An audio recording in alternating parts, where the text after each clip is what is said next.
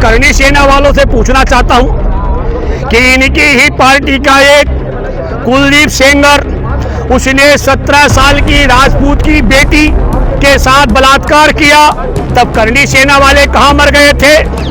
उस पीड़िता के पिता को झूठे मुकदमे में जेल में बंद करवाया, तब करनी सेना वाले कहां मर गए थे? उसको जेल में हिरासत में मरवा दिया, जान से हत्या करवा दी, तब करनी सेना वाले कहां मर गए थे?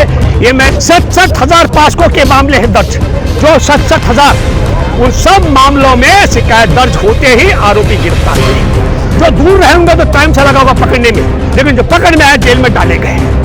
तो 67,000 मुकदमे में आरोपियों को गिरफ्तार करके जेल में डाला गया। अगर ये गैर कानूनी था जेल में डालना, तो हमारे देश के चीफ जस्टिस मुख्य न्यायाधीश सुप्रीम कोर्ट के जो हैं, मैं उनसे अपील करता हूं, उन 67,000 मुकदमों को दर्ज करने वाले और आरोपियों को तत्काल जेल में डालने वाले पुलिसकर्मियों को संदंडित किया जाए। ये ठगों का गिरोह है। गुजरात की 2016 से 20 तक राष्ट्रीय अपराध ब्यूरो की रिपोर्ट है, 41,621 महिलाएं गायब हो गई। ये रोज यहां आकर के कवर कर रहे हैं। जिस दिन यहां ओलावृष्टि थी, जिस दिन यहां बरसा में भीगी हैं बेटियां, ये तमाम यहां बैठी हुई हैं। मैं पहले विनेश और साक्षी की तरफ से आपको बताना चाहता हूं, बहुत बड़ी बात है। विनेश और साक्षी ने कहा कि हम अपनी जो शिकायतें हमने की है, हम उसके लिए नार्को टेस्ट कराने के लिए तैयार हैं। और मैं उनकी तरफ से एक और बात जोड़ता हूं देशवासियों, और मैं चाहूंगा, बल्कि मैं हो सकता कल या परसों में उनके माध्यम से मैं सुप्रीम कोर्ट के मुख्य न्यायाधीश की अध्यक्षता में जो बेंच है, या उनके चैम्बर तक भिजवाने के लिए, और जिस मामले में जहां सुनवाई हो रही है, विनेश और साक्षी शपथ पत्र बना कर देंगे, एफिडेविट, कि हम अपनी शिकायत को लेकर इतने अडिग हैं कि हम अपना नार्को टेस्ट कराने के लिए तैयार हैं। बस इतना सा एफिडेविट आरोपी कुश्ती महासंघ का अध्यक्ष ब्रजभूषण शरण सिंह भी कोर्ट में पेश करने की ताकत रखे। ये जो आपका सवाल है, इससे बड़ी प्रमाणिक बात मैं और कुछ कह नहीं सकता। बिल्कुल सही। देखिए, इसका आप थोड़ा समझ लीजिएगा कि ब्रजभूषण शरण सिंह का एक यही ये धमकी है, ये चुनौती है।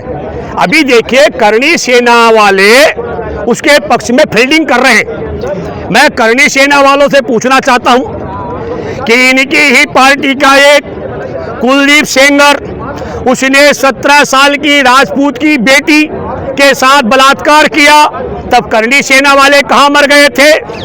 उस पीड़िता के पिता को झूठे मुकदमे में जेल में बंद करवाया, तब करनी सेना वाले कहां मर गए थे? उसको जेल में हिरासत में मरवा दिया, जान से हत्या करवा दी, तब करनी सेना वाले कहां मर गए थे? ये मैं देश के उन लोगों से कह रहा हूं, हमारा देश पाखंडियों का देश है। हम आरोपी को कब हिंदू मुसलमान और कब यहाँ राजपूत और जाट में तब्दील करते हैं, ये षड्यंत्र है।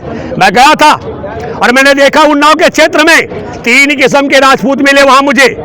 एक जो बहुत खुश थे कि नाबालिग बेटी का बलात्कारी के खिलाफ भूपेंद्र रावत आप बोलते हैं, बहुत अच्छी बात है। और एक तबका मिला, उन्होंने कहा नहीं गलत करते हैं आप, इससे एक राजपूत नेता की इमेज खराब होती है। और एक तीसरा तबका था जो ना खुश भी था या खुश भी था, मतलब साइलेंट था। मैं आपके माध्यम से कहना चाहता हूं कि ये कब जाति का भूत बाहर आ जाए और कब जाति का भूत अंदर घुस जाए। क्या हमारी वो 17 साल की बेटी, अगर ये नालायक करनी सेना वाले से राजपूत की बेटी नहीं मानते हैं, तो थूकता है भारत ऐसे करनी सेना पर जो उस बेटी को राजपूत की बेटी नहीं मानता है। उसके पिता की हत्या कर दी गई, उस पर मौन रहता है। उसके चाचा को जेल में डाला गया और निर्दोष को, और उसके वो पीड़ित लड़की, उसकी चाची, उसकी मौसी और उसके वकील पर गाड़ी चढ़ाई गई, जिसमें वो बेटी और उसका वकील जीवन और मृत्यु के बीच में जूझ रहा है। उसकी मौसी और चाची की डेथ हो गई, हत्या हो गई। अब मैं ये कहना चाहता हूं, कुछ तो शर्म करो यार। ये काम नहीं है राजपूतों का, ये घिनौना काम नहीं है कि बलात्कारी के साथ खड़े होकर दावा करो कि हम राजपूत हैं। थूकता है भारत ऐसे राजपूतों पर। मैं हैरान हूं, पर मैं आपके माध्यम से कहना चाहता हूं एक बात रोचक तरीके से। ये जो बेटी यहां बैठी है, इस पे कई चीजें, कई सवाल मैं बार बार कहता हूं, कई लोग बोर हो रहे होंगे मेरी बात का, लेकिन मैं दावे के साथ मैं कह सकता हूं 67,000 पास्को के मामले हैं दर्ज, जो 67,000, उन सब मामलों में शिकायत दर्ज होते ही आरोपी गिरफ्तार हुए। जो दूर रहेंगे तो टाइम से लगा होगा पकड़ने में, लेकिन जो पकड़ में आए जेल में डाले गए। तो 67,000 मुकदमे में आरोपियों को गिरफ्तार करके जेल में डाला गया। अगर ये गैर कानूनी था जेल में डालना, तो हमारे देश के चीफ जस्टिस मुख्य न्यायाधीश सुप्रीम कोर्ट के जो हैं, मैं उनसे अपील करता हूं उन 67,000 मुकदमों को दर्ज करने वाले और आरोपियों को तत्काल जेल में डालने वाले पुलिसकर्मियों को सददंडित किया जाए। पर कानून अगर यही कहता है कि पास्को में गिरफ्तार किया जाना चाहिए, तो फिर पास्को के तहत मुकदमा दर्ज है। इन बेटियों का आरोप है, आरोपी बिरजा भूषण को गिरफ्तार न करने वाली पुलिस को जेल में क्यों नहीं डाला जा रहा? देखिए वो 67 एक मिनट, दो, जो लिखित शिकायत तत्काल एफआईआर में तब्दील होनी चाहिए। अगर वो गैर कानूनी था तो पहले क्यों उस लिखित शिकायत एफआईआर में तब्दील की गई है? उन सबको एफआईआर में तब्दील करने वालों को जेल में डालो। और अगर ये कानून संगत है तो कनॉट प्लेस के जिस पुलिसकर्मी ने यौन शोषण के पास्को की शिकायत को एफआईआर में तब्दील नहीं किया, उसे जेल में डालो। और मैं फिर एक और बात कहना चाहता हूँ, गैर गंभीरता यही नहीं है, गैर गंभीरता यह भी है मुख्य न्यायाधीश जी। 7 शिकायतें हैं 7 पीड़ितों की, 7 बेटियां अलग अलग पीड़ित हैं, और आपने 2 एफआईआर में धृतराष्ट्र की तरह आंखें बंद कर दी। तब मैं ये कहना चाहता हूं सब कुछ कानूनी तौर पर गड़बड़ क्यों हो रहा है? फिर एक मैं माफी चाहता हूं, कई लोगों को भक्त है, आसाराम के एक भक्त यहां भी मिला, उसने कहा आसाराम का जिक्र मत करो, लेकिन क्योंकि करना पड़ेगा। 2013 में यौन शोषण के खिलाफ वही कानून था जो आज भी है, पर 2013 में यौन शोषण करने वाला आसाराम, जिसकी चौखट पर देश के सब बड़े नेता जाते थे, और उस बेटी ने कोई गोल्ड मेडल नहीं जीता था, बलात्कार पीड़िता ने, उसके पिता को कोई नहीं जानता, और वो लड़की और उसका पिता गए थाने में, मुकदमा दर्ज हुआ, आसाराम को जेल में जाना पड़ा, सजा भुगत रहा है। और यहाँ भैया रुको, यहाँ ओलंपिक पदक विजेता बेटियां, अरे भारत के अंधभक्त नहीं जानते होंगे विनेश फोगाट को, साक्षी मलिक को, लेकर संसार जानता है, संसार जानता है बजरंग पूनिया को। यहाँ के सांसदों को बताना पड़ेगा, अगर दिल्ली का सांसद चला जाए गाजियाबाद से बताना पड़ेगा मैं किसकी औलाद, किसका क्या मेरा नाम है, लेकिन ओलंपिक पदक विजेता को संसार में बताना नहीं पड़ता, संसार जानता है। और वो बैठे यौन शोषण की शिकायत लेकर के, तब सवाल है कि ओलंपिक पदक विजेताओं को पहले शिकायत करनी पड़े दर्ज, फिर काबिल वकील कपिल सिब्बल जैसा वरिष्ठ वकील लेना, उसकी मदद लेनी पड़े, और सुप्रीम कोर्ट के मुख्य न्यायाधीश का दरवाजा खटखटाना पड़े, और धरना देना पड़े, मुकदमा दर्ज हो जाए और आरोपी गिरफ्तार ना हो। ये तब मैं कहना चाहता हूं क्योंकि सत्ता पे 2013 में जो बैठे थे मनमोहन सिंह और कांग्रेस की सरकार, वहां हमारे देश को संविधान के तरीके से चला रही थी, और आज नरेंद्र मोदी इसको संविधान को किनारे रख करके संघ के विधान से चला रहे। इसलिए यौन शोषण करने वाला छुट्टा सांड की तरह घूम रहा है, और यौन की शोषण की शिकायत करने वाली बेटियां या सजा भुगतने के लिए बेबस है। देखिए, मैं आपको बताना चाहता हूं, मेरे लिए बहुत दुख और अफसोस की बात है, मुझे बार बार कहना पड़ता है, ये ठगों का गिरोह है। गुजरात की 2016 से 20 तक राष्ट्रीय अपराध ब्यूरो की रिपोर्ट है, 41,621 महिलाएं गायब हो गई। वहां के सीनियर आईपीएस अधिकारी ने कहा कि वो उनको देह व्यापार के धंधे में झोंक दिया गया है। और केरल की 3 महिलाओं की गुमशुदगी की रिपोर्ट है। हमारे देश में डीआरडीओ के चीफ प्रदीप कलुलकर, जो 2022 में 26 फरवरी को 2021 में 26 फरवरी को वो सावरकर की याद में आयोजित कार्यक्रम का मुख्य वक्ता था, उस आदमी को आईएसआई का एजेंट के रूप में गिरफ्तार कर गया अभी डीआरडीओ। हमारे देश के सबसे बड़े रक्षा अनुसंधान का निदेशक सावरकर का भक्त आईएसआई का एजेंट है। तो हो सकता है कि उस आईएसआई के एजेंट के ही माध्यम से केरल की 3 लड़कियों को या 3 परिवारों को पटाया गया हो। मैं एक बात कहना चाहता हूं, मिस्टर नरेंद्र मोदी और स्मृति ईरानी, केरल से राहुल गांधी चुनाव लड़ा इसलिए केरल को बदनाम करने की बात कर रहे हो, ये पूरे केरल को बदनाम कर रहे हैं 3 एफआईआर पे।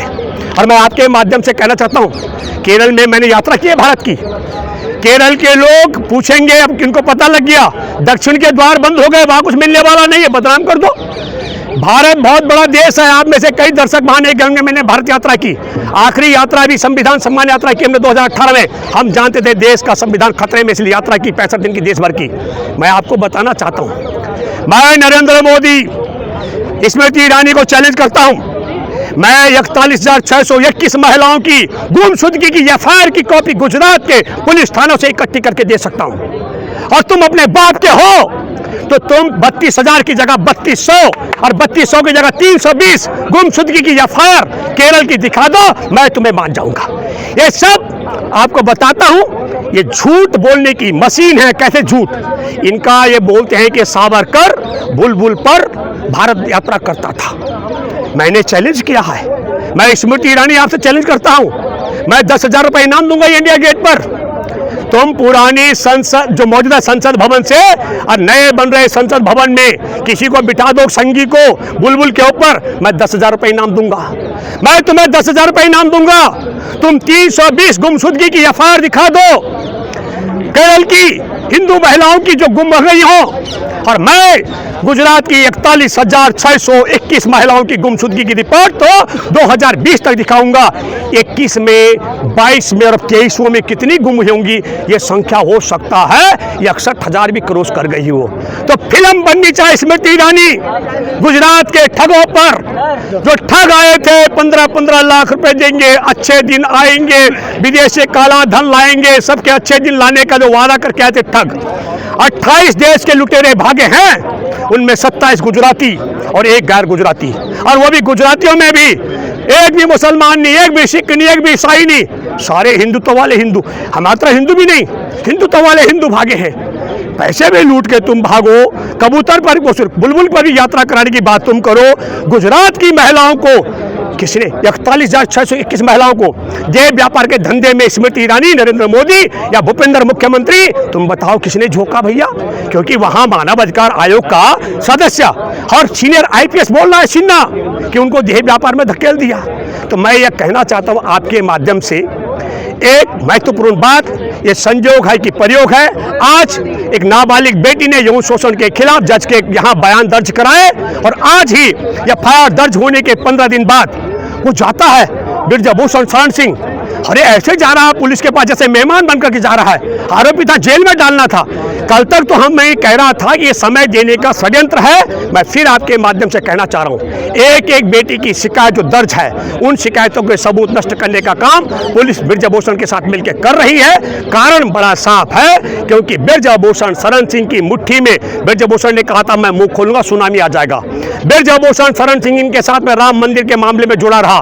ब्रजभूषण शरण सिंह को ज्ञान है कि गोधरा में राम भक्तों के, राम सेवकों की जो बोगी थी उसमें आरएसएस बीजेपी के किन गुंडों के इशारे पर आग लगाई गई, इसलिए ये मुंह नहीं खोल पा रहे हैं, उसको जेल में नहीं डाल पा रहे। मैं दावे के साथ मैं कह सकता हूं, अगर उसका नार्को टेस्ट कर दिया गया तो बताने वाला है कि नरेंद्र मोदी, अमित शाह, वो कौन था इनमें गुनाहगार जिसने गोधरा में वहां बोगी जलवाने का षड्यंत्र किया था। ये बात भी मैं दावे के साथ में कह रहा हूं। इसलिए डर के मारे इन्होंने तय कर लिया है कि कुछ भी हो जाए, ओलंपिक पदक विजेता बेटियों की शिकायत पर ब्रजभूषण शरण सिंह को जेल में नहीं डालना, गिरफ्तार नहीं करना। गिरफ्तार करने से पहले पूरे सबूत खत्म करने का षड्यंत्र है। मैं आपके माध्यम से देशवासियों से अपील करता हूं, जब देश में ओलंपिक पदक विजेता बेटियों की सुनवाई न हो रही हो, ये तमाम यूट्यूब चैनल वाले मदद कर रहे हो, तब आप कल्पना करो कि देश के आदिवासियों की बेटी, दलितों की बेटी, मछुआरों की बेटी, भूमिहीन की बेटी, अल्पसंख्यक की बेटी, गरीबों की बेटी का यौन शोषण होने पर मुकदमा दर्ज होने वाला नहीं है।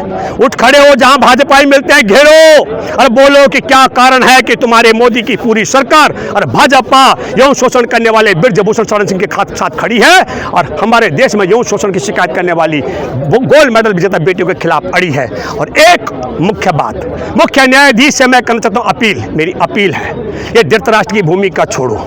आप बताइए कि देश में 7 शिकायतें तो 2 एफआईआर क्यों, 5 एफआईआर गायब क्यों कर दी गई? ये जिम्मेदारी दूसरी अदालतों की नहीं है। ये सुप्रीम कोर्ट के मुख्य न्यायाधीश के पास शिकायत गई थी कि एफआईआर दर्ज नहीं हो रही है, और एफआईआर दर्ज कराने की शिकायतें 7 लड़कियों की थी, इसलिए 7 एफआईआर दर्ज क्यों नहीं की गई है? और मुझे लगता है, मेरी अपील है, 7 एफआईआर के आड़ में आप उस पुलिसकर्मियों को भी तलब करिए जिन्होंने शिकायत को एफआईआर में तब्दील नहीं किया। अगर उन्हें जेल में डाल दोगे तो जो जांच अधिकारी अभी हैं, मुकदमा दर्ज होने के बाद वो ब्रजभूषण सिंह को गिरफ्तार करके जेल में डालेंगे, ये मैं दावे से कह सकता हूँ। धन्यवाद।